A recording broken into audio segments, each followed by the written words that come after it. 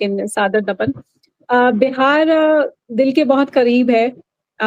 मूलतः बिहार से हूँ लेकिन बिहार को बचपन से ही देख रही हूँ। ये बात अलग थी कि इतिहास में ये बिहार बहुत ही गौरवशाली और राजनीतिक या लोकतांत्रिक मायनों में काफ़ी अग्रणी रहा। लेकिन मेरी याददाश्त में मैंने बिहार को कभी किसी भी पैमाने पर, किसी भी पैरामीटर पे अग्रणी मैं कहूँ तो ये कह सकते हैं कि बिहार के बारे में सबको पता है कि यहाँ पर बड़े-बड़े विद्वान तो होते हैं, लेकिन बिहार में नहीं टिकते हैं, वो बिहार के बाहर चले जाते हैं। तो बुद्धि तो है, लेकिन उसका उपयोग बिहार में नहीं हो पाता है। अफ़सोस होता है एसआईआर को लेकर बहुत शोर हो रहा है और चुनाव आयोग पर सीधे-सीधे आरोप लग रहे हैं। अंतर्राष्ट्रीय स्तर पर बिहार को ख्याति मिलने लगी है। लेकिन फिर से जो कारण है वो बहुत ही निराशाजनक है कि लोकतांत्रिक जो एक सबसे अहम प्रक्रिया होती है चुनाव, उसमें एसआईआर का जो मॉडल लेकर चुनाव आयोग आया है, ये बिहार से ही शुरुआत हो रही है। और विपक्षी दल बेशक बहुत कोशिश कर रहे हैं, लेकिन उसका कितना असर होगा, ख़ैर सुप्रीम कोर्ट पर आखिरी उम्मीद है और वो उम्मीद कितना पूरा होगा ये तो अलग बात है। लेकिन क्योंकि आपने सब्जेक्ट रखा है बीजेपी और आरएसएस, बीजेपी और आरएसएस का प्रभाव बिहार में जड़ें जमा चुका है। हेमंत जी शायद इसको ज़्यादा बेहतर तरीके से रिप्रेज़ेंट कर पाएँ क्योंकि वो उसी धरती पर लगातार कर्म भूमि भी है उनकी, तो वो ज़्यादा करीब से उसको देख पा रहे हैं।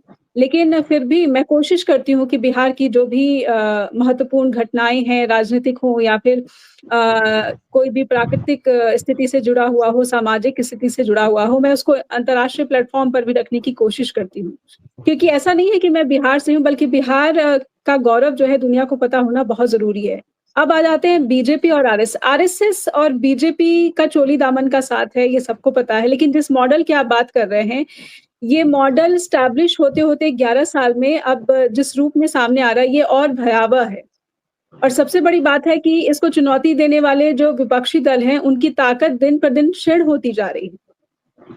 और हरियाणा, महाराष्ट्र, दिल्ली इन सब चुनाव के बाद सुप्रीम कोर्ट से भी जो उम्मीद है, वो भी धीरे-धीरे क्षीण होती जा रही है।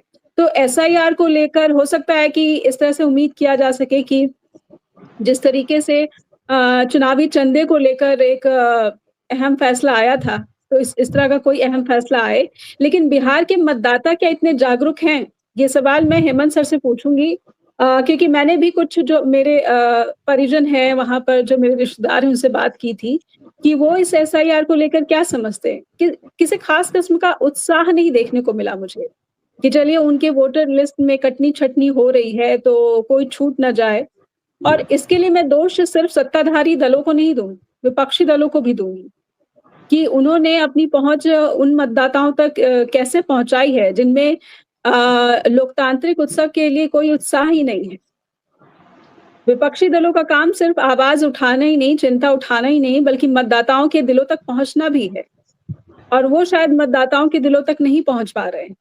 और यही वजह है कि जब बीजेपी और आरएसएस क्योंकि संसाधनों से लैस हैं और इस वक़्त सबसे शक्तिशाली हैं, आपने चीन का उदाहरण दिया, लेकिन चीन ने तो बहुत कमाल कर दिखाया है। और मुझे लगता है कि भारत 11 वर्षों के बाद भी कहाँ, किस पैमाने पर नंबर 1 है। एक खबर आ जाती है आज की ये कि टीआरएफ पे यूएस ने बैन कर लगा दिया, तो हम खुशी मना रहे हैं यहाँ पे कि पाकिस्तान को तो बहुत ज़्यादा तगड़ा तमाचा मिल गया है। लेकिन अगले ही दिन शायद ये खबर आ जाए कि भारत पे 50% टैरिफ लगा दिया है। तब भारत में लोग चुप हो जाते हैं। न्यूयॉर्क में बाढ़ आती है, भारत के लोग खुश हो जाते हैं कि देखा वहाँ पर भी बाढ़ आ रही है।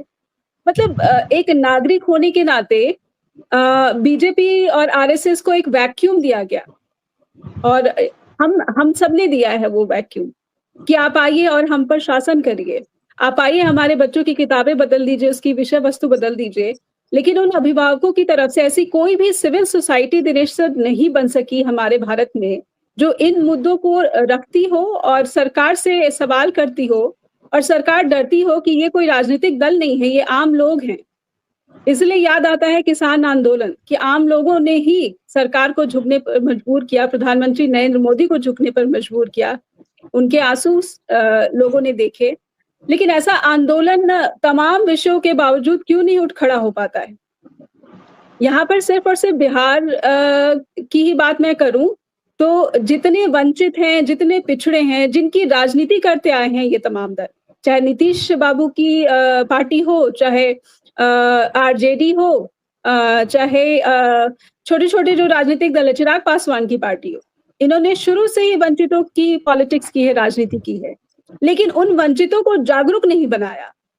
उन वंचितों को ये नहीं सिखाया कि आपको अपने अधिकार के लिए उठ खड़ा होना है, बोलना है। चुपचाप जो आपका बीएलओ आ रहा है, वो फॉर्म पे साइन कर दे रहा है, खुद से ही डेटा भर रहा है और वो हँस रहे हैं, वो कह रहे हैं ठीक है, साहब ने काम कर दिया। तो एक अवेयरनेस जो पब्लिक अवेयरनेस होनी चाहिए भारत में, वो क्यों नहीं हो पा रही है? हम तुलना चीन से क्यों कर रहे हैं? अब क्या हमें किस देश से तुलना करना चाहिए या हमें खुद ही एक आदर्श देश के रूप में एक अपना मॉडल बनाना चाहिए? और इसमें तमाम राजनीतिक दलों को मैं ज़रूर कटघरे में खड़ा करना चाहूँगी कि बीजेपी और आरएसएस को एक मॉडल बनाने के लिए, एक टेम्पलेट बनाने के लिए उन्होंने ये जगह दी। राहुल गांधी अब तक असफल क्यों हो पा रहे हैं? उनकी बातें बहुत इम्प्रेस करती हैं, लेकिन एक्शन जो है, उनके एक्शंस का कोई ठोस नतीजा नहीं निकल पाता। तो बहुत सारी चिंताएँ हैं बल्कि मन उद्वेलित हो जाता है जब इस तरह की बातें होती हैं, ख़ास करके बिहार में तो बूथ कैप्चरिंग चुनाव को ऐसा होता हमने देखा है कि आप चाहे कितने भी प्रयास कर लीजिए ईमानदारी से, जीतेगा तो वही जो बाहुबली है। और अब ये बाहुबली जो है संगठित हो गए।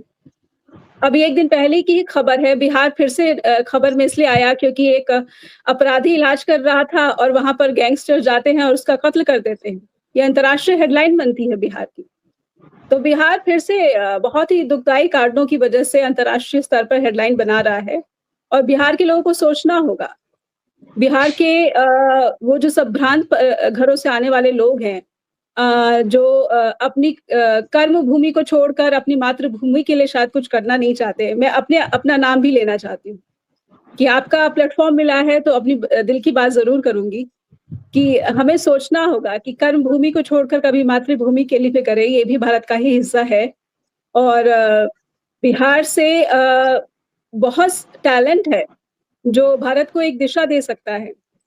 जेपी आंदोलन की जगह है ये, हमें भूलना नहीं चाहिए, लेकिन चैनलाइज़ क्यों नहीं हो पा रहा है? तो हेमंत सर बेटर बता पाएँगे कि चैनलाइज़ क्यों नहीं हो पा रही? ये एनर्जी जो है, ये पीड़ा जो है जो बापू और तमाम जो सामाजिक आंदोलन से जुड़े हुए बड़े-बड़े चेहरे थे, जिनको सम्मानित भी किया गया इस सरकार के दौरान, लेकिन उनके आदर्श जो है वो धरातल पर नदारद हैं।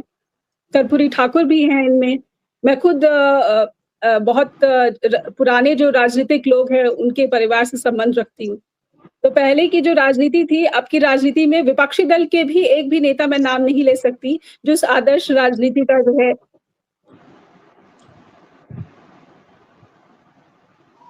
स्थापित कर सके हो।